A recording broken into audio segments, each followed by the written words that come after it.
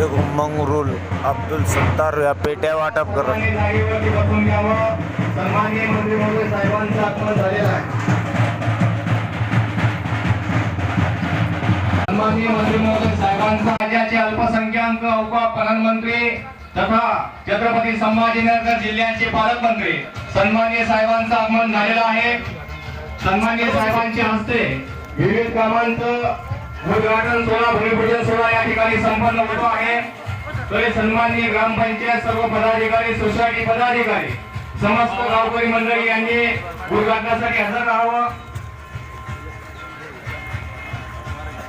तसेच मांगेगाव देवस्थान समिती सन्माननीय अध्यक्ष उपाध्यक्ष सचिव सहसचिव कोषाध्यक्ष यांनी लगेचच इकडं व्यासपीठाकडे यावं.